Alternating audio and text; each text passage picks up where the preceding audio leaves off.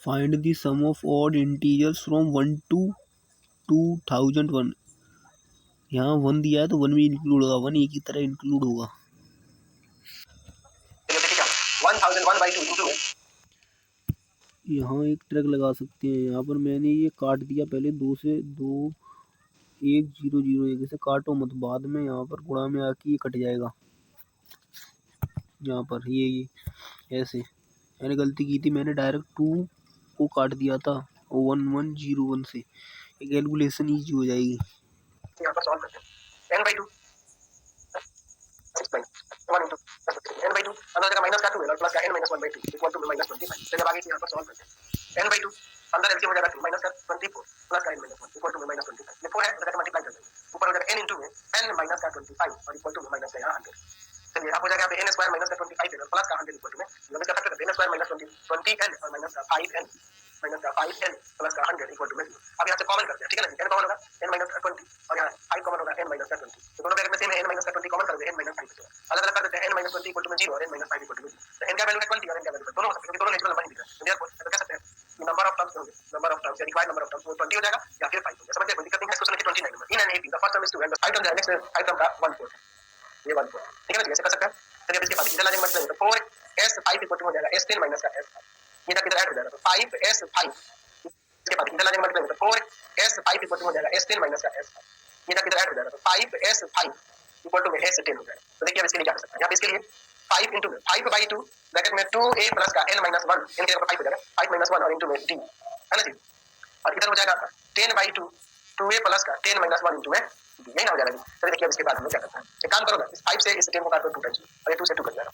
यहाँ पे 5/2 बच जाएगा, ठीक है ना जी। 5/2 बच जाएगा। अभी ऐसे ही रहने देते हैं। अंदर देखिए 2 a का वैल्यू है, ये 4 इधर चला जाएगा तो 5 माइनस हो जाएंगे अच्छी तरह। चलिए देखिए अब इसके बाद हम लोग क्या करते हैं। एक काम करो ना, इस 5 से इस 10 को काट दो 2 टाइम्स और ये 2 से 2 कट जाएगा। यहाँ पे 5/2 बच जाएगा, ठीक है ना जी। 5/2 बच जाएगा। अभी ऐसे ही रहने देते हैं। अंदर देखिए 2 a का वैल्यू है 2 प्लस का यहाँ पे 4d। यहाँ पे देखिए क्या हो जाएगा 2 a का वैल्यू है 2 और यहाँ पे 9d, ठीक है। अब इसके बाद देखते हैं क्या होता है। अंदर से 2 कॉमन करो 5/2 2 कॉमन होगा तो यहाँ पे बच जाएगा 2 प्लस का 2d है ना जी इक्वल टू में 4 प्लस का 9d। यहाँ 2 से 2 कट जाएगा, अंदर हो जाएगा 10 और प्लस का 10d इक्वल टू में 4 प्लस का 9d n हो जाएगा जी। फिर इसको इधर इसको इधर 10d इक्वल माइनस का 9d इक्वल टू में हो जाएगा आपका 4 प्लस 20 टर्म इज माइनस 120। हमें 20 टर्म निकालना है 3d इस तरह से ये दिया 2n प्लस 1 टर्म। ये क्वेश्चन एनडीए पर उसमें आ सकता है, एनडीए के लिए इंपोर्टेंट लग रहा है। ऑड टर्म ऑफ टर्म अच्छा ऑड टर्म से ऑड टर्म से फर्स्ट टर्म हो जाएगा थर्ड टर्म हो जाएगा। तो इसमें फर्स्ट टर्म हो जाएगा कॉमन डिफरेंस क्या पूरी ना दिखेगा जी। चलिए तो यहाँ पे क्या लिखा था s2 equal to.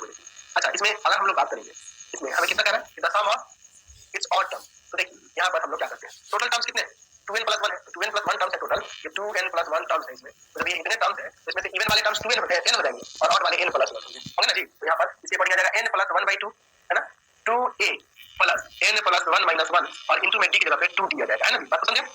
s2 equal to n plus 1/2 अंदर हो जाएगा 2a प्लस का ये 1 से 1 तक जाएगा 2nd हो जाएगा। यहाँ से 2 कॉमन कर लेते हैं तो s2 इक्वल टू में आ जाएगा n प्लस 1/2 इनटू में 2a प्लस का nd। यहाँ 2 से 2 कट जाएगा तो यहाँ पे s2 इक्वल टू में आ जाएगा n प्लस 1 इनटू में a प्लस का nd। अब इसमें से डिवाइड कर देते हैं, लिखते हैं divide equation first from equation second. क्या हो जाएगा आपका लिख सकते हैं कि s1 बाई में s2 इसी का हमें रेशियो निकालना है। तो हो जाएगा वो 2n प्लस का 1 इनटू में a प्लस का nd और इसमें है आपका n प्लस 1 इनटू में a प्लस का nd।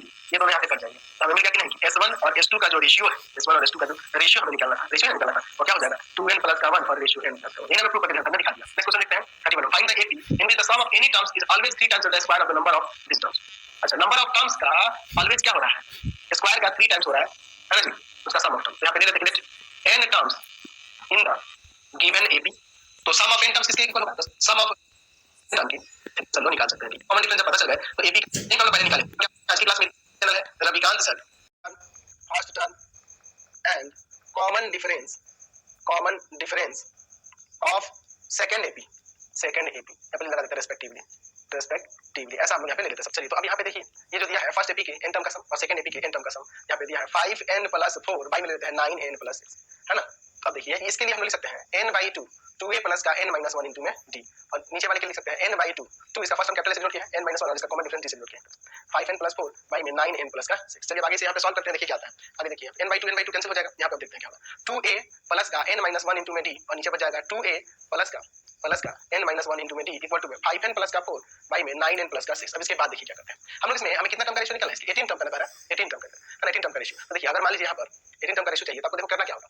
तो 18 का डबल कितना हो जाएगा 36 और प्लस 1 कितना हो जाएगा यहाँ पर प्लस 1 एक कम कर लो यहाँ पे। 18 के डबल से एक कम यानी कि यहाँ पे कितना आ जाएगा आपका 35 होगा, है ना जी। इसके 18 टर्म का रेशियो चाहिए 18 के डबल से कम 35। अब यहाँ 35 करेंगे तो 1 सब्ट्रैक्ट हो जाएगा 34 हो जाएगा, 34 आ जाएगा यहाँ पे 2 है, 2 जब कॉमन करोगे तो a प्लस का 17d हो जाएगा और a प्लस का 17d क्या हो जाएगा आपका 18 टर्म ही ना होगा। तो इसीलिए हम लोग इसमें क्या कर देंगे पुट n इक्वल टू में यहाँ पर कैसे पुट कर देंगे जी, तो यहाँ पर पुट कर देंगे हम लोग 35।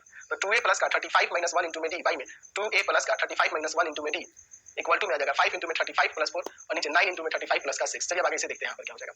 2a प्लस का 34d और नीचे हो जाएगा 2a प्लस का 34d इक्वल टू में यहाँ पर क्या हो जाएगा 35 में इंटू कर देते हैं हम लोग 5 से तो आ जाएगा आपका कितना 175 और प्लस का 4 तो प्लस का 4 तो 179 हो जाएगा। नीचे देखिए यहाँ पर आप 9 में मल्टीप्लाई कर दो 35 से तो आ जाएगा 315 और प्लस का 6 तो आपका आ जाएगा 321। अब देखिए यहाँ से ऊपर से 2 कॉमन a प्लस का 17d और नीचे से भी 2 कॉमन a प्लस का 17d हो जाएगा 179 बाई में 321। आगे से देखते हैं 2 से 2 कर दिया, ये देखिए क्या हो गया, ये आपका 18 टर्म हो गया, ये भी आपका 18 टर्म हो गया। दोनों का रेशियो हम देख रहे हैं 179 बाई में 321 यानी कि लिख सकते हैं कि दोनों के 18 टर्म का रेशियो आ जाएगा यहाँ पर 179 रेशियो 320। चलते हैं नेक्स्ट क्वेश्चन पे। नेक्स्ट क्वेश्चन देखिए 34 the end capital D be the first term.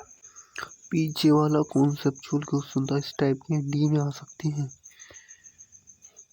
आने की पॉसिबिलिटी हाई है। 1 by c are in AP. तो जब ये एपी में है हम लोग एपी से रिलेटेड प्रॉपर्टीज पिछले वीडियो में देखे थे कि ऐड सब्ट्रैक्ट कर देते हैं अगर कोई कांस्टेंट से, है ना। उसको किसी कांस्टेंट में हर एक टर्म में तो जो रिजल्टिंग सीक्वेंस है वो भी एपी में मल्टीप्लाई डिवाइड करने पर भी अगर नॉन जीरो से मल्टीप्लाई और डिवाइड करते हैं तो रिजल्टिंग सीक्वेंस हमारा एपी होता है। हम जानते हैं ना उसी के अकॉर्डिंग बनाने वाले। इसको हम क्या करते हैं सबसे पहले हम करते हैं multiply by a plus b plus c in each term, ठीक है। तो क्या आ जाएगा यहाँ पे a plus b plus c by में a plus b plus c by में b, a plus b plus c by में c, ये आर इन एपी, ये भी एपी में होगा ना जी। चलिए अब क्या करते हैं, अब ये लाना है तो हम एक काम करते हैं सब्ट्रैक्ट 1 इन ईच टर्म, ठीक है ना जी। हर एक टर्म में 1 सब्ट्रैक्ट कर देते हैं। देखिए क्या आएगा a plus b plus c by a minus 1, a plus b plus c by b minus 1, a plus b plus c by c minus 1 are in AP. Subtract करने से भी क्या होगा, है ना जी, सब्ट्रैक्ट 1 फ्रॉम ईच टर्म, है ना। चलिए देखते हैं, इधर एलसीएम लेते हैं a plus b plus c minus का हो जाएगा a, यहाँ b एलसीएम लेंगे हो जाएगा a plus b plus c minus का b, a plus b plus c यहाँ पर माइनस का c, ये ना होगा आर इन एपी। एलसीएम लेकर सॉल्व कर रहे हैं। देखिए इसमें a से a कैंसिल, इसमें b से b कैंसिल, इसमें c से c कैंसिल, तो यहाँ से रिजल्ट आ गया आपका। देखिए b plus c by a plus c by b या c plus a by b भी लिख सकते हैं और a plus b by c, है ना जी, आर इन एपी। यही हमें प्रूव करना है। c प्लस b इंटू में c plus a equal to में इतना प्लस इतना यानी कि a into b plus c और प्लस में c इंटू में a प्लस b। इसको भी आप प्रूव कर सकते हैं, एक ही बात होना चाहिए। हम लोग इससे पहले एलएचएस लेते हैं। एलएचएस में 2b इंटू में c प्लस a यहाँ आ जाएगा 2bc और प्लस का 2 आपका ab लिख सकते हैं, बिल्कुल लिख सकते हैं ना जी। चलिए अब आरएचएस का लेते हैं। आरएचएस में है आपका a इंटू में b प्लस का c और प्लस में c इंटू में a प्लस का b। चलिए देखते हैं ab प्लस का यहाँ पर हो जाएगा आपका ac प्लस का ac प्लस का bc। अब इसके बाद देखिए यहाँ पर देखिए ये ac और यहाँ ac है, यहाँ ac है, 2ac हो जाएगा, यहाँ ab है और ये bc है, इसको एक साथ कर लेते हैं और प्लस में ac आपका 2ac हो जाएगा। यहाँ ab प्लस का bc और प्लस में 2ac किसके इक्वल है, ऊपर देखिए bc प्लस में ab के। कैसे हुआ तो लिख सकते हैं यहाँ पे फ्रॉम इक्वेशन फर्स्ट। तो अब यहाँ से देखिए क्या लिख सकते हैं, यहाँ पर आ जाएगा आपका 2bc और प्लस का 2ab। यहाँ देखिए एलएचएस जो आया था वो और यहाँ जो है वो दोनों इक्वल है, तो यहाँ पर लिख सकते हैं hence if 1 by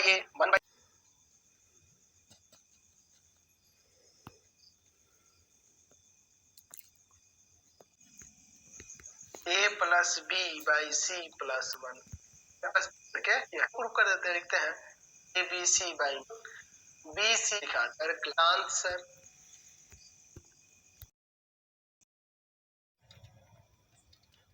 तो अब देखिए हमारे पास पहले क्या दिया है कि a b c are in AP. तो जब ये एपी में कह रहा है तो हम लिख सकते हैं ना कि 2b इक्वल टू में क्या हो जाएगा a प्लस c और ये भी लिख सकते हैं कि b इक्वल टू में हो जाएगा a प्लस c बाई 2, ये ना हो जाएगा जी। चलिए तब हम लोग इसका फर्स्ट नंबर से लेते हैं। तो फर्स्ट नंबर के लिए हम लोग इसका आरएचएस लेते हैं। आरएचएस में क्या है 4 इंटू में a माइनस b इंटू में b माइनस c। हम लोग इसमें b का वैल्यू ये वाला पुट कर देंगे। चलिए पुट कर देते हैं 4 इंटू में a minus a plus c by 2, अभी b की जगह लिख देते हैं a plus c by 2 minus c। चलिए अंदर एलसीएम लेते हैं।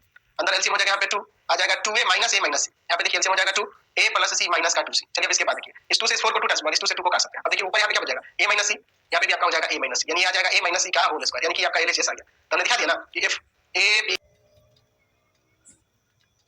c बाई में 2 का होल क्यूब, तो यहाँ 8 इंटू में क्या हो जाएगा, ऊपर एक काम करते हैं a प्लस c का होल क्यूब कर देते हैं और नीचे 2 का क्यूब 8 सेट कर जाएगा। यहाँ a प्लस c का होल क्यूब जानते हैं ना जी, a का क्यूब प्लस में c का क्यूब प्लस में 3a square c plus 3ac square, ये ना हो जाएगा जी। यहाँ पे देखिए a का क्यूब प्लस c का क्यूब प्लस में यहाँ से 3ac कॉमन कर लेते हैं, यहाँ पे बच जाएगा a और यहाँ प्लस c। तो यहाँ देखिए a प्लस c 2b के इक्वल है ना जी, तो यहाँ पे 2b रख देते हैं तो हो जाएगा a स्क्वायर प्लस का c स्क्वायर और 3ac इंटू में 2b क्योंकि हम लोग ऊपर देख रहे हैं कि 2b जो है ना इक्वल है a प्लस c के, है ना जी। यहाँ से हो जाएगा a का क्यूब प्लस c का क्यूब है, यहाँ पे a का क्यूब प्लस c का क्यूब प्लस में 3 to 6abc, ये ना हो जाएगा जी। चलिए मैं प्रूव करना था आपका एलएचएस आ गया। तो हमने यहाँ पे देखिए और यहाँ c इंटू में 1 by a plus 1 by b are in AP. अच्छा जब ये एपी में है तो काम कर सकते हैं एडिंग 1 कर सकते हैं, adding 1 in each term. Each term में 1 ऐड करने से कोई फर्क नहीं पड़ेगा। जो रिक्वायर्ड जो हमें यहाँ पे जो मिलेगा सीक्वेंस वो बीएपी में होगा। a into में 1 by b प्लस का 1 by c plus 1, b into में 1 by c प्लस का 1 by a प्लस 1 और यहाँ c प्लस का 1 by c into में है ना जी, c into में 1 by a plus 1 by b और प्लस 1 r इन ये भी आपका एपी होगा। अब देखिए यहाँ से a कॉमन, यहाँ से b कॉमन, यहाँ से c कॉमन, तो देखो जब इसमें आप a कॉमन करोगे ना तो यहाँ 1 by b 1 by c और यहाँ हो जाएगा 1 by a। समझ रहे हो बात को ना, क्या इसमें मल्टीप्लाई करोगे तो फिर से हमें 1 मिल जाएगा, b कॉमन करोगे तो यहाँ 1 by c 1 by a और यहाँ 1 by b हो जाएगा, यहाँ c कॉमन करोगे तो 1 by a 1 by b plus 1 by c r in AP. चलिए अब इसके बाद इसको आप अरेंज भी तो करके यहाँ c कॉमन करोगे तो 1 by a 1 by b plus 1 by c r in AP. चलिए अब इसके बाद इसको आप अरेंज भी तो करके लिख सकते हो, a into में 1 by a plus 1 by b plus 1 by c है ना जी। फिर यहाँ पे कॉमन है b into में 1 by a plus 1 by b plus 1 by c, यहाँ c into में 1 by a plus 1 by b और प्लस में 1 by c r in AP. ये भी आप ऐसे लिख सकते हो, ये भी एपी में है। चलिए तो आप क्या करते हैं 1 by a 1 by c 1 by c से डिवाइड, ये भी आप ऐसे लिख सकते हो, ये भी एपी में है। चलिए तो आप क्या करते हैं 1 by a 1 by c 1 by c से डिवाइड करते हैं, divide by 1 by a plus 1 by b plus 1 by c in each term, in each term. ठीक है, हर एक टर्म को डिवाइड कर देंगे तो देखिए क्या बच जाएगा, हर एक में से कट जाएगा, यहाँ पे फाइनली यहाँ a बच जाएगा, यहाँ b बच जाएगा और यहाँ c r इन एपी। ये हमें प्रूव करके दिखाना था, हमने ये प्रूव करके दिखा दिया आपका x y z एपी में। हमारे पास गिवन है कि x y z r in AP. जब ये एपी में है तो यहाँ से लिख सकते हो कि नहीं कि 2y इक्वल टू हो जाएगा x प्लस z, या फिर ये भी लिख सकते हैं कि y इक्वल टू हो जाएगा x प्लस z by में 2 है ना जी। चलिए अब इसका इक्वेशन फर्स्ट लिखेंगे। अब देखिए इसके बाद हमें क्या करना है, हम लोग एक काम करते हैं, इसके फर्स्ट और थर्ड टर्म का सम देख लेते हैं कि इसका डबल हो रहा है कि और इन दोनों का सम इसका डबल हो जाएगा तो काम बन जाएगा एपी में हो जाएगा। तो चलिए लाओ हम लेते हैं, यहाँ पे लिख देते हैं टू प्रूव, हमें क्या करना है प्रूव एक्स स्क्वायर प्लस में एक्स वाई प्लस का Y square, Z square plus Z x plus का x square, Y square plus का वाई जेड प्लस का Z square are in AP, ये हमें दिखाना। तो ना अब हम देखिए इसका प्रूफ देखते हैं, प्रूफ चलिए देखिए इसके प्रूफ के लिए हम लेते हैं यहाँ पर x square plus x Y plus y square और प्लस में Y square plus y Z plus का जेड स्क्वायर, ऐसा मिल सकता है। या फिर आप इस जो प्रूफ है इसको लिख दो, ये जब एपी में दिखाना है हम लोग ये भी लिख सकते हैं कि 2 times of Z square plus का Z x plus X square equal होगा X square plus X Z plus का वाई स्क्वायर और प्लस में वाई स्क्वायर प्लस का वाई जेड प्लस का जेड स्क्वायर। ऐसे भी आप प्रूव कर सकते हैं। तो हमने इसका ऐसे भी कर सकते हैं कि हमने आरएचएस ले लिया। अब इसको देखिए सॉल्व करते हैं। तो सॉल्व करने के लिए देखिए हम लोग यहाँ से एक्स स्क्वायर है, एक्स स्क्वायर रहने देते हैं, वाई स्क्वायर है और यहाँ भी वाई स्क्वायर है ना। तो एक काम करो जेड स्क्वायर को पहले लिख देते हैं और वाई स्क्वायर यहाँ 2 वाई स्क्वायर हो जाएगा और प्लस में आपका हो जाएगा यहाँ पर एक्स वाई और प्लस का वाई जेड है ना। चलिए इसके बाद हम लोग देखते हैं यहाँ पर, यहाँ देखिए और वाई स्क्वायर यहाँ 2 वाई स्क्वायर हो जाएगा और प्लस में आपका हो जाएगा यहाँ पर एक्स वाई और प्लस का वाई जेड है ना। चलिए इसके बाद हम लोग देखते हैं यहाँ पर, यहाँ देखिए आपका x square plus z square, इसको ऐसे रख देते हैं, वाई स्क्वायर है 2 वाई स्क्वायर, अभी अगले स्टेप देखना क्या करना है, यहाँ पे हम लोग यहाँ से वाई कॉमन कर लेते हैं एक्स प्लस जेड और इनटू में वाई हो जाएगा। ठीक है ना जी। अब इसके बाद देखिए इसके बाद हम लोग यहाँ पर क्या करते हैं, ठीक है चलिए x square plus z square plus का 2 इनटू में वाई का जो वैल्यू था एक्स प्लस जेड और वाई में 2 रख देते हैं, ऊपर था ना जी एक्स प्लस जेड और इनटू में हो जाएगा एक्स प्लस जेड बाई 2 है ना। ऐसा कैसे हुआ तो लिख देते हैं फ्रॉम इक्वेशन फर्स्ट से। ठीक है ना जी। चलिए अब इसके बाद हम लोग इसे आगे सॉल्व करते हैं। देखिए क्या हो जाएगा एक्स स्क्वायर प्लस का जेड स्क्वायर प्लस का 2 इनटू में एक्स प्लस जेड का होल स्क्वायर और वाई में यहाँ पर 4, यहाँ देखिए एक्स प्लस जेड का होल स्क्वायर वाई में 2, तो यहाँ से इसको काट देंगे 2 टाइम्स में। तो देखो x square plus z square, यहाँ पे भी देखो क्या एक्स प्लस जेड का whole square, x plus z का होल स्क्वायर का हाफ आते हैं, एक्स प्लस जेड का होल स्क्वायर नहीं बन जाएगा। चलिए अब इसके बाद इसका होल स्क्वायर तोड़ देते हैं। तो देखिए क्या हो जाएगा आपका x square plus z square plus का स्क्वायर, यहाँ पे भी देखो क्या एक्स प्लस जेड का whole square, x plus z का होल स्क्वायर का हाफ आते हैं, एक्स प्लस जेड का होल स्क्वायर नहीं बन जाएगा। चलिए अब इसके बाद इसका होल स्क्वायर तोड़ देते हैं। तो देखिए क्या हो जाएगा आपका x square plus z square plus का यहाँ पर एक्स स्क्वायर प्लस का 2x जेड और प्लस का जेड स्क्वायर, नहीं होगा जी। चलिए तो यहाँ पे क्या हो जाएगा इसके बाद ऐड करने पे 2x स्क्वायर, ठीक है, प्लस का 2x जेड और प्लस का यहाँ 2z स्क्वायर। अच्छा जो प्रूव करना था वहाँ देख लेते हैं क्या है आपका प्रूव जो करना था Z square plus Z x plus का एक्स स्क्वायर। अच्छा इसको अरेंज कर देते हैं 2 कॉमन करके, 2 कॉमन कर दो, इसको पहले लिखो जेड स्क्वायर प्लस का जेड एक्स और प्लस का एक्स स्क्वायर, यही ना हमारा एलएचएस में था है ना जी। तो हमने दिखा दिया यहाँ पे एलएचएस इक्वल टू में आरएचएस है ना जी, यानी हमने दिखा दिया स्क्वायर जो है इक्वल है किसके, तो यहाँ पर इक्वल है एक्स स्क्वायर प्लस का एक्स वाई प्लस का वाई स्क्वायर और प्लस में वाई स्क्वायर प्लस का वाई जेड प्लस का जेड स्क्वायर के। तो इसका मतलब है ना जी, इसका मतलब है कि एक्स स्क्वायर प्लस का एक्स वाई प्लस का Y square comma y square plus का वाई जेड एक्स प्लस का एक्स स्क्वायर एंड समझ गए ये की टर्म। तो ये मैं क्वेश्चन प्रूव करने थे मैंने, ठीक है। तो अब इसके बाद हम लोग यहाँ पर देखते हैं, हम लोग जानते हैं पहले डी निकालने के लिए फॉर्मूला क्या होता है b minus a by n plus 1 ये हम लोग फॉर्मूला जानते हैं। यहाँ पे देखिए a की जगह पे आपका 4 दिया, b की जगह पे यहाँ पे 19 है और n जो रखना है यहाँ पर 4 टर्म इंसर्ट करने से n का 4 वैल्यू, तो d इक्वल टू 19 माइनस का 4 और y में 4 प्लस का, तो ऊपर आएगा 15 और y में 5 कर जाएगा 3 टर्म, तो d आ गया 3। हमें a1 निकालना है तो a1 के लिए मैंने बताया था a प्लस का d यानी कि आ जाएगा 4 और प्लस का 3 7 हो जाएगा। a2 निकालने के लिए कह रहा है तो a2 निकालने के लिए मैंने बताया था a प्लस का 2d यानी कि आ जाएगा 4 प्लस का 2 into में 3, तो 4 और प्लस का 6 यहाँ पे 10 आ जाएगा। ठीक है, फिर अगला हमने a3 के लिए देखा था, a3 के लिए a प्लस का 3d यानी कि आ जाएगा यहाँ पर 4 प्लस का 3 into में d की जगह पे 3, तो 4 और प्लस का 9 यहाँ पे ये 13 आ जाएगा। और यहाँ पे a4 के लिए फिर मैंने बताया था a प्लस का 4d है ना जी, a प्लस का d यानी कि आ जाएगा 4 और प्लस का 3 7 हो जाएगा। a2 निकालने के लिए कह रहा है तो a2 निकालने के लिए मैंने बताया था a प्लस का 2d यानी कि आ जाएगा 4 प्लस का 2 into में 3, तो 4 और प्लस का 6 यहाँ पे 10 आ जाएगा। ठीक है, फिर अगला हमने a3 के लिए देखा था, a3 के लिए a प्लस का 3d यानी कि आ जाएगा यहाँ पर 4 प्लस का 3 into में d की जगह पे 3, तो 4 और प्लस का 9 यहाँ पे ये 13 आ जाएगा। और यहाँ पे a4 के लिए फिर मैंने बताया था a प्लस का 4d है ना जी, तो a यानी कि 4 और प्लस का 4d की जगह पे 3 यानी कि 4 और प्लस का 12 यहाँ पे कितना आ जाएगा 16 आ जाएगा। तो जो to the first mean equal to 3 ratio, तो यहाँ पे क्या है लास्ट मीन, तो ये वो an है और फर्स्ट मीन तो आपका a1 है, इन दोनों का रेशियो 3 रेशियो 1 है। तो यानी कि आप देखिए an का मतलब क्या होना चाहिए, a प्लस का nd हो जाएगा और इसका क्या होना चाहिए a प्लस का d हो जाएगा इक्वल टू 3 बाई। चलिए अब इनके वैल्यू करते हैं, a का वैल्यू 3 है और d का वैल्यू 14 बाई n प्लस 1 है, a का वैल्यू 3 है और यहाँ पर n d का वैल्यू क्या है 14 बाई में n प्लस 1, नीचे भी उसी तरह से a का वैल्यू 3 प्लस का 14 बाई n प्लस का 1 इक्वल टू 3 बाई 1। चलिए एक काम करते हैं ऊपर और नीचे एलसीएम लेने का काम करते हैं, ठीक है जी। तो चलिए इसमें ऊपर एलसीएम लेंगे तो n प्लस 1 हो जाएगा, तो आ जाएगा 3 into में n प्लस 1 और प्लस का 14 है, नीचे देखिए उसी तरह से n प्लस 1, तो 3 into में n प्लस 1 और प्लस में आपका 14, इक्वल टू में 3 बाई 1। देखिए ये इससे कट जाएगा, ऊपर क्या हो जाएगा आपका 3n प्लस का 3 और प्लस का 14, नीचे देखिए क्या हो जाएगा 3n और प्लस का 3 प्लस का 3 और प्लस का 14 इक्वल टू में 3 बाई 1। चलिए आगे से सॉल्व कर देते हैं, यहाँ पे देखिए क्या हो जाएगा, ऊपर आ जाएगा 17n प्लस का 3 बाई में 3n प्लस का 17 इक्वल टू में 3 बाई 1। यहाँ क्रॉस मल्टीप्लाई करते हैं, इधर को मल्टीप्लाई करेगा तो इसमें तो 17n प्लस का 3 इक्वल टू में 9n और प्लस का कितना हो जाएगा 51। देखिए इसको इधर इसको इधर 17n माइनस का 9n इक्वल टू में 51 माइनस का 3, यहाँ पे सब्ट्रैक्ट कर देते हैं, कितना हो जाएगा 8n इक्वल टू में यहाँ पे कितना होगा 48, जगह डिवाइड n इक्वल टू में 48 और y में यहाँ पर 8, ये 6 टर्म में कर जाएगा, यानी कि n का जो वैल्यू चाहिए था वो हमें आ गया वो 6 है। 6 टर्म इंसर्ट कर लेंगे। नेक्स्ट क्वेश्चन देखिए 6 number insert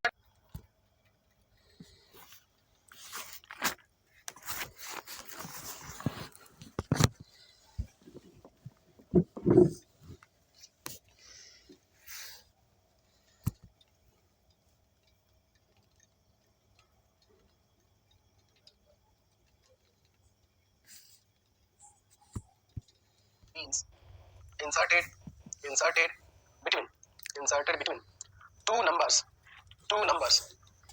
inserted between two numbers a and b। ठीक है, ऐसा हम लोग सपोज कर लेते हैं। इसका मतलब यहाँ पे हम लिख सकते हैं then a a1 a2 a3 कहाँ तक है an तक है ना, इसमें लास्ट में b आ रही है, ये p में हो जाएगा।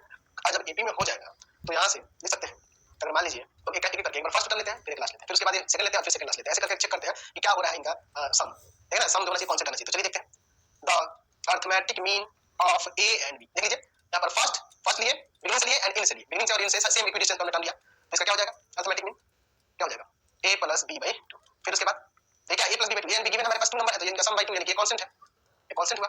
तो अरिथमेटिक मीन ऑफ a1 और इधर से कौन सा ले लेते हैं a एंड a, तो क्या हो जाएगा a1 के लिए हो जाएगा यहाँ पर a प्लस का d और an के लिए हो जाएगा a माइनस का d, सॉरी b माइनस का d, लास्ट में से एक कॉमन डिफरेंस d जो घटा देंगे तो ये वाला टर्म आ जाएगा है ना जी, तो क्या हो जाएगा b माइनस का d और by 2 a plus b by 2, ये भी आपका एक कांस्टेंट है ना जी। चलिए अगला हम लोग देखते हैं arithmetic mean of a2 and इधर से क्या लेंगे an माइनस 1, तो a2 के लिए हो जाएगा आपका a प्लस का 2d और an माइनस 1 के लिए हो जाएगा b में से हम सब्ट्रैक्ट करेंगे 2 नो कॉमन डिफरेंस, तो इनमें से दो टर्म आ जाएगा है ना, इनमें से आपका कौन सा टर्म हो जाएगा थर्ड टर्म हो जाएगा, इनके मतलब यहाँ से थर्ड टर्म यानी कि इधर से थर्ड टर्म है और इधर से भी थर्ड टर्म है ना जी। तो क्या हो जाएगा यहाँ पर ये d वाला कट जाएंगे, यहाँ पे a प्लस b बाई 2, ये भी आपका एक कांस्टेंट है। तो हम लोग यही यहाँ पे एक पैटर्न देख रहे हैं कि हम लोग स्टार्टिंग से बिगिनिंग से टर्म ले रहे हैं, वही टर्म लाइन से ले रहे हैं, तो उनका सम जो हो रहा है हमेशा एक कांस्टेंट आ रहा है। तो आप लिख सकते हैं कि सिमिलरली we observe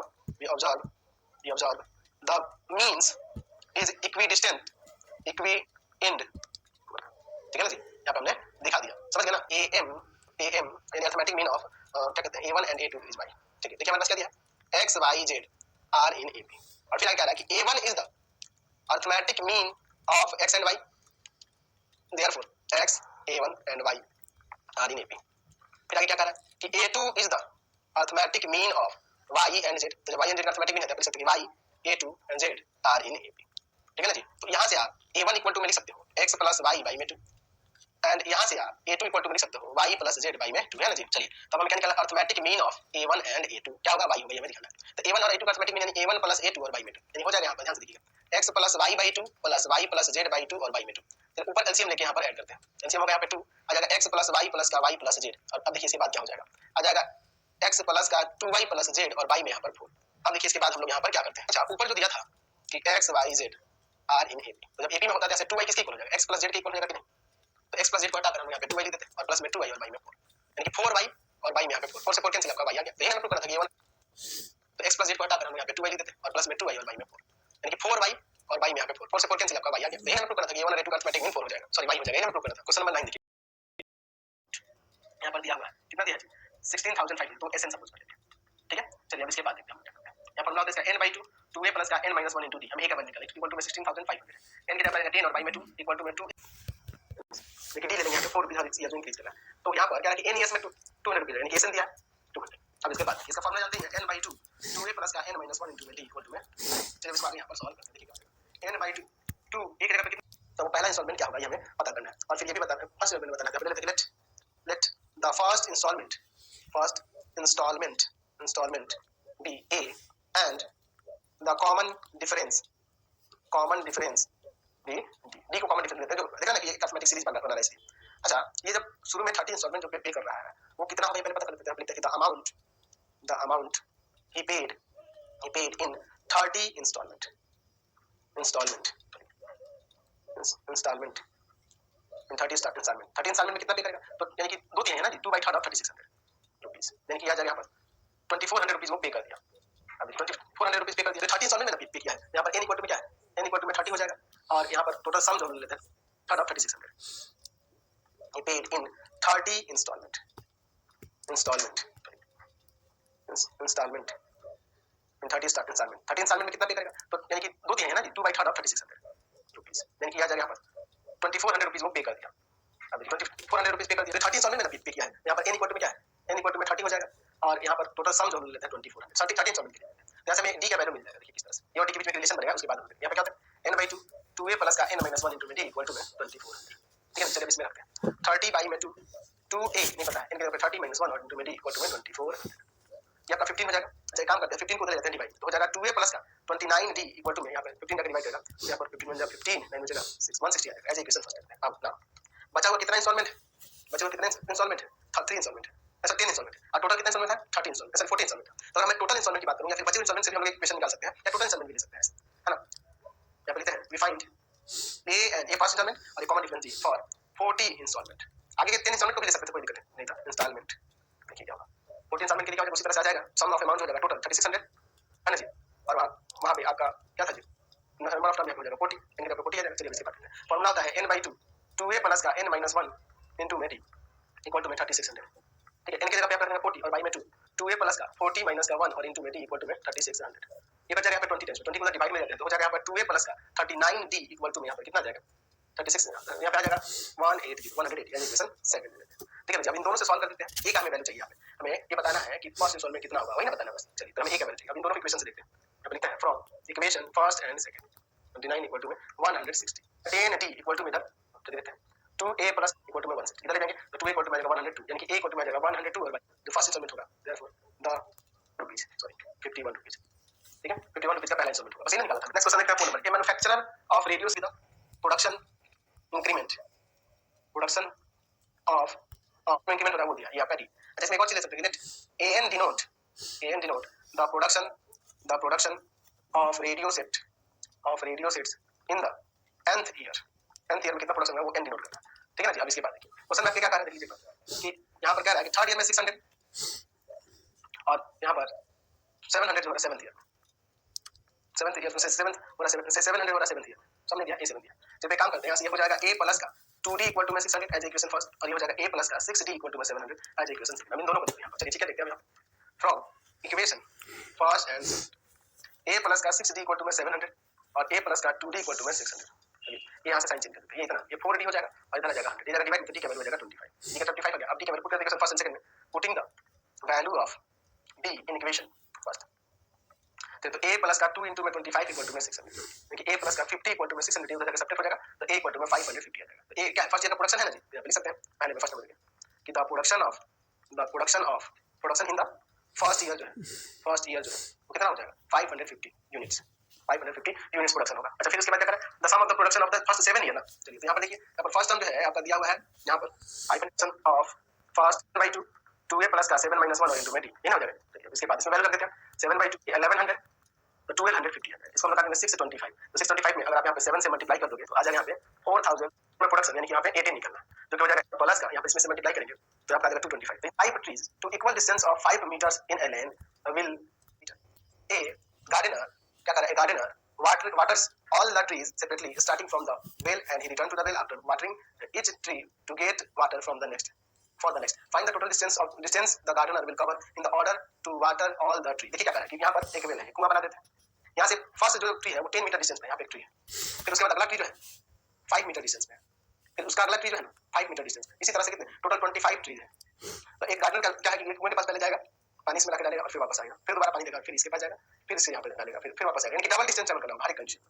यानी कि अब इसके बाद अगर हम लोग देखें तो पहले वाले पेड़ को पानी देने के लिए कितना मीटर डिस्टेंस करना ट्रैवल करना पड़ेगा तो पहले 10 मीटर जाएगा और 10 मीटर जाएगा यानी 20 मीटर डिस्टेंस ट्रैवल करना पड़ेगा। दूसरे वाले प्लांट के लिए 30 मीटर डिस्टेंस ट्रैवल करना होगा। इसी तरह से 3 जाना ना 10 मीटर बराबर बढ़ते जा रहा है हर एक टर्म में 10 मीटर इंक्रीज करते जाएगा 10 मीटर इंक्रीज करते जाएगा ना जी। हर एक प्लांट को जब वाटर देंगे तो डिस्टेंस 10 मीटर इंक्रीज करते जाएगा बढ़ते जाएगा। तो टोटल डिस्टेंस कितना कवर करेगा 25 के 25 ट्रीज को वाटरिंग करने में। यहाँ पर let SN be the total distance traveled by the gardener. ठीक है, let D be the common difference between the two trees के बीच का कॉमन डिफरेंस हम लोग डी से डिनोट किया। Let A be the distance distance of the well from the first tree, ठीक है, आफ्टर वाटरिंग। चलो तो देखिए ये 10 मीटर जाएगा, 10 मीटर आएगा ना, इसको पानी देंगे क्योंकि ए जो है यहाँ पे 20 हो जाएगा। डी कॉमन डिफरेंस कितना है, हर एक का 10 मीटर का कॉमन डिफरेंस है, डी 10 हो जाएगा और टोटल नंबर ऑफ 25। चलिए उसके बाद हमें क्या करना है, सम निकालना है, एस एन आपको निकालना है, जो होता है n by 2 2a प्लस का n minus 1 और into a यही ना होता है जी। तो हमें 25 ट्रीज को वोटिंग एस एन आपको निकालना है, हर एक का 10 मीटर का कॉमन डिफरेंस है, डी 10 हो जाएगा और टोटल नंबर ऑफ ट्री है 25। चलिए उसके बाद हमें क्या करना होगा, सम निकालना है, एस एन आपको निकालना है, जो होता है n by 2 2a प्लस का n minus n की जगह पर 25 minus 1, तो देखिए क्या हो जाएगा यहाँ पर 25 by में 2 40 प्लस का यहाँ पर आप इसे मल्टीप्लाई कर दोगे 140 द टोटल डिस्टेंस यानी कि आगे चल के 30 मिनट थोड़ा थक जाएगा ना, तो वो अब 3 रुपीज काउंट कर रहा है every minute less than the preceding minute. अच्छा मतलब कि पिछले मिनट से वो क्या कर रहा है, 3 रुपीज लेस काउंट कर रहा है एवरी मिनट में। Find the time taken by him to count the entire amount, यानी कि 10710 रुपीज को काउंट करने में कितना टाइम इसे लगेगा, ये हमें काउंट करना है, ये हमें निकालना है। यहाँ पे ले लेते हैं, यहाँ पे ले लेते हैं, तो हमारे पास पहले गिवन टाइमिंग दिया है, उसके अकॉर्डिंग हम देख लेते हैं कि कितना पहले काउंट कर पा रहा है और जो रेस्ट अमाउंट होगा ना, और उसके लिए हम लोग सपोज करेंगे तो इन आवर में बाकी रेस्ट अमाउंट को काउंट करना है, ठीक है। अच्छा यहाँ पे यहाँ दिया है, हमारे पास क्या दिया है कि the man counts 180 rupees per minute और हाफ एन आवर, तो हाफ आवर तक काउंट करता है, तो कितना सम काउंट कर देगा पहले वो निकाल लेते हैं, देख सकते हैं कि sum of money amount the man counts in 30 minute, 30 minute में जितना काउंट कर पाता है वो अमाउंट क्या है, तो 30 में मल्टीप्लाई करेंगे 180 रुपीज हमें पता चल जाएगा, यानी कि ये इसमें मल्टीप्लाई करें तो 5400 आ जाएगा, तो इतना अमाउंट काउंट कर लिया 30 मिनट में। अब आगे क्या कर रहा है कि आफ्टर दिस यानी ये काउंटिंग के बाद काउंट करने के बाद वो हर एक मिनट में 3 रुपीज लेस काउंट कर रहा है पिछले मिनट से, है ना जी। तो अब देखिए यहाँ पे देख सकते हैं, अब इसके बाद रिमेनिंग अमाउंट कितना बच गया, रिमेनिंग अमाउंट जिसने अभी से जितना इन्होंने अभी काउंट नहीं किया है, तो टोटल 10710 रुपीज में से हम लोग माइनस कर देंगे 5400 रुपीज, तो बच जाएगा कितना रिमेनिंग अमाउंट, ये 5310 रुपीज अब इसके पास बच गया, इतना भी काउंट करना बाकी है, ठीक है। हमारे पास क्या दिया है कि आफ्टर 30 मिनट्स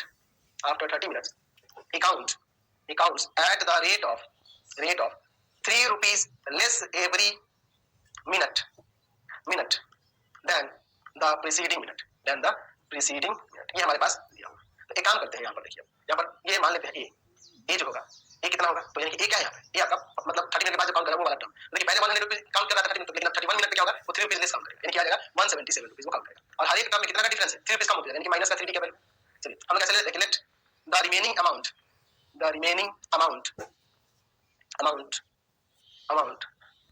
कितना था, be counted by the man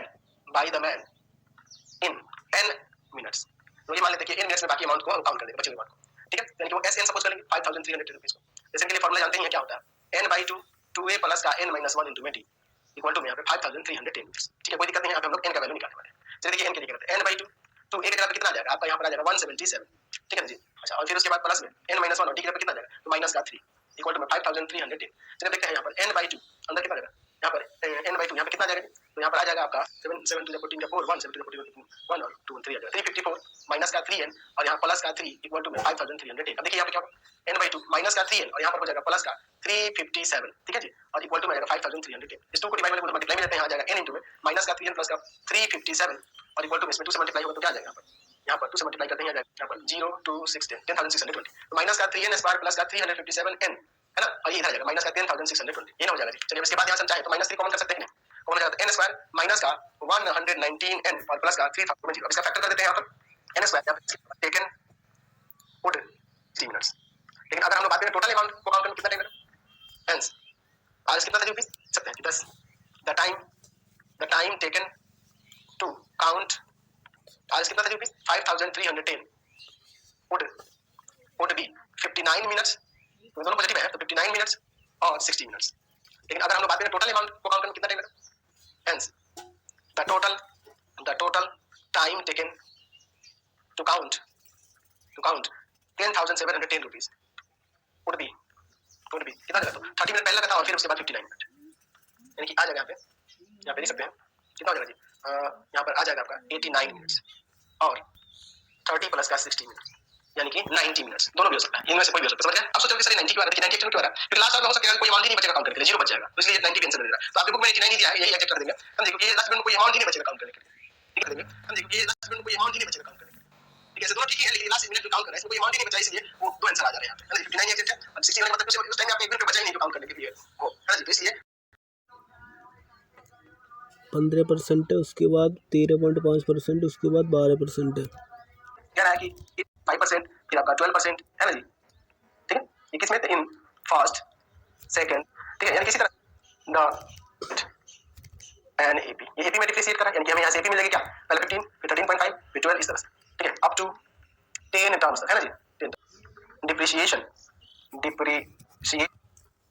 13.5 में से 15 जाएंगी तो 13 पॉइंट का छोटा है तो नीचे लिखा जाएगा, मैंने ऊपर लिखा तो गलती कर रहा था। In the in the in the ते अंदर आ जाएगा 30, ठीक है जी, the value of the equipment at the end of 10 years, 10 साल के में कितना वैल्यू, तो 100 माइनस में depreciate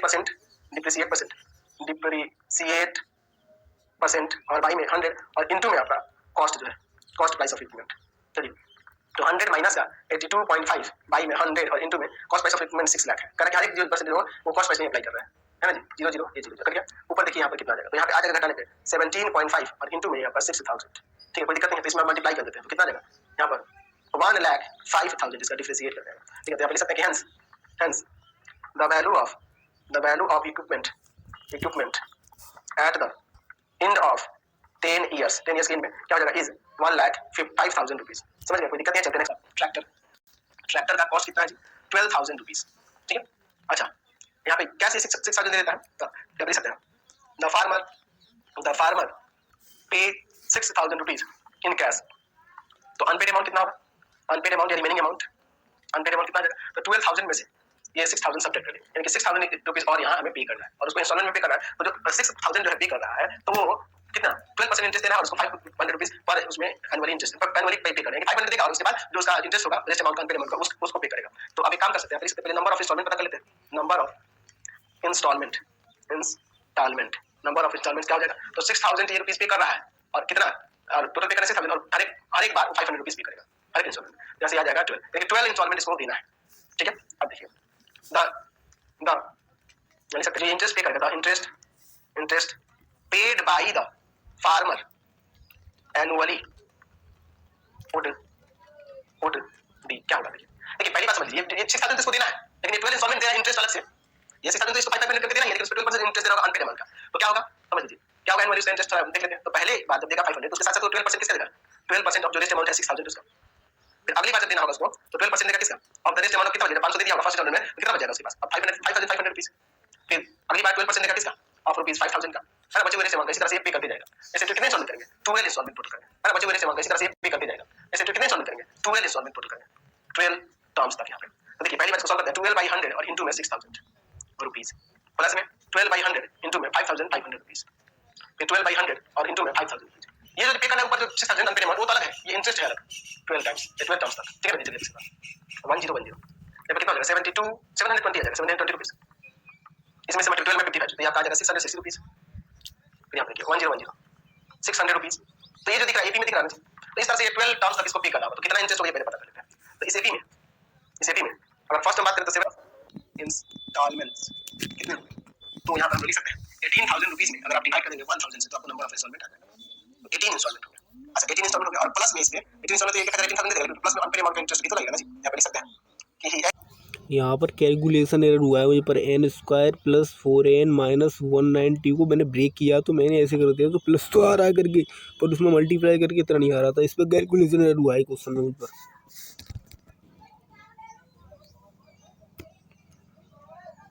Next question is 13 number. We know that the sum of the interior angle of a triangle is 180 degree. So that the sum of the interior angle of a polygon of 3 sides, 4 sides, 5 sides, 6 sides are arithmetic progression. Find the sum of the interior angles of 21 sides polygon. देखिए क्या कर रहा है कि sum of interior angle of a triangle is 180. हमें show करना है कि the sum of the interior angle of a polygon 3 side वाले, 4 side वाले, 5 side वाले, 6 side वाले इनका जो sum आएगा वो AP में होगा। यानी कि हमें क्या करना होगा, हमें sum of angles of triangle, quadrilateral, pentagon, hexagon इन सब का निकालना होगा, देखना होगा कि AP में हो रहा है कि नहीं उनके sum, और हो जा रहा है तो sum of the interior angle of 21 sides वाले polygon का भी निकालना होगा, ठीक है। हमारे पास देखिए we know that ये दिया है ना जी, the sum of the interior angles of a polygon लिखते हैं यहाँ इसके स्टेटमेंट के according, polygon with 3 sides, so A1 समझ तो कितना होता है 180 डिग्री।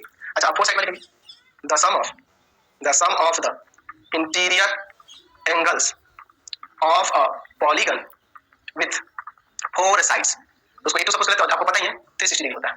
उसी तरह से the sum of the interior angles of a polygon, with 5 angles of a polygon with 5 sides. 5 sides के लिए आपको पता है फॉर्मूला ना, याद है, n - 2 × 180 ये किया जाता है, ठीक है ना। तो 5 sides वाले का 540 डिग्री जाएगा, ठीक है। चेक करना कि ये जो दिख रहा है ये भी है कि नहीं, यहाँ पे -2 × 180 ये किया जाता है, ठीक है ना। तो 5 sides वाले का 540 डिग्री जाएगा, ठीक है। चेक करना कि ये जो दिख रहा है ये भी है कि नहीं, यहाँ पे देख लीजिए।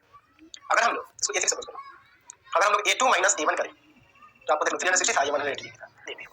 तो क्या निकालना है, कह रहा है कि the sum of 21 side, the sum of the interior angles of the 21 side वाले का, 21 साइड वाले का समझा। यहाँ पे देखिए a अगर ऐसे सपोज करें तो 180 डिग्री, कॉमन डिफरेंस डी लेंगे तो 360 में से वही 180 डिग्री, ऊपर भी हमारा घटा गया है, ये 180 डिग्री, तो ये 180 डिग्री ऊपर में कॉमन डिफरेंस यहाँ दिखा है, तो ये 180 डिग्री। नंबर ऑफ साइड्स कितना दिया, 21 दिया, नंबर ऑफ साइड 21 दिया। तो हमें क्या निकालना है कि the sum of the interior angles of a polygon with 21 sides, 21 sided polygon.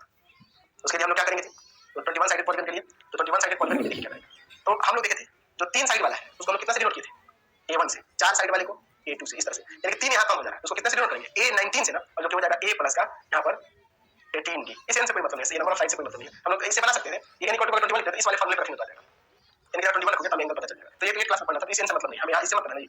तो a का वैल्यू है 180 डिग्री प्लस का 18 और 1 से, 4 साइड वाले को a2 से, इस तरह से, यानी कि 3 यहाँ कम हो जा रहा है, उसको कितने से डिनोट करेंगे, a19 से ना, और जो कि हो जाएगा a प्लस का यहाँ पर 18d। इस n से कोई मतलब नहीं है, ये नंबर ऑफ साइड से कोई मतलब नहीं है, हम लोग इसे बना सकते हैं, ये n = 21 इस वाले फॉर्मूले पर रखने होता है, यानी कि 21 रखोगे तब एंगल पता चल जाएगा। तो ये क्लास में पढ़ना था, इस n से मतलब नहीं, हमें यहाँ इससे मतलब नहीं। तो a का वैल्यू है 180 डिग्री प्लस का 18 और इनटू में 180 डिग्री, यहाँ पे 180 डिग्री और प्लस में 3240 डिग्री आ जाएगा, और इन दोनों को जब ऐड कर देंगे तो यहाँ पे आ जाएगा 3420 डिग्री, ठीक है जी, इतना आ जाएगा आंसर, ठीक है। कोई दिक्कत नहीं, यही आपका एंगल का समझ है। तो आज की क्लास में इतना ही, अब नेक्स्ट वीडियो 20 फर्स्ट पोटैटो का डिस्टेंस कितना है, 24 मीटर है स्टार्टिंग पॉइंट से, और हर एक पोटैटो के बीच की डिस्टेंस क्या है, 4 मीटर है, इस तरह से। तो ऐसे कितने पोटैटो है, 20 पोटैटो, सबको ब्रिंग बैक कर देना, यानी सबको यहाँ पे लाके स्टार्टिंग पॉइंट। एक नियम क्या है कि एक को जाके उठाना है फिर वापस रखना, फिर अगले के लिए जाना है फिर वापस लेना। तो इसको क्या करना होगा, जाने का डबल डिस्टेंस में, यानी कि जैसे मान लो पहले वाला पोटैटो उठाएगा तो 24 मीटर जाएगा, 24 मीटर आएगा, सेकंड वाला उठाएगा तो 24 और ये 28 मीटर जाएगा, 28 मीटर आएगा, इस तरह से होगा। तो चलिए हम लिखते हैं कि द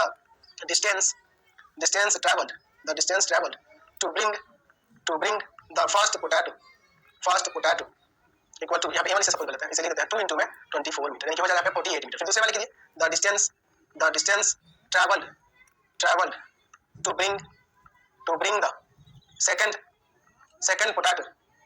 second potato a2 है, तो वो हो जाएगा 2 * में 24 और प्लस का 4 मीटर, ये ना हो जाएगा, यानी कि 2 * में 28 मीटर, यानी 56 हो जाएगा, 56 मीटर। फिर इसमें a16 की तो वैल्यू थी, a16 में टीम को मिल रहे हैं, nth टीम को कितने रुपये मिल रहे हैं, 275 रुपये पहले से दिए हैं, तो उसमें फार्मूले में a5 नहीं करेंगे, 16 की डायरेक्ट वैल्यू आएंगे, डी की वैल्यू नहीं करनी पाएगी, इसलिए दिया।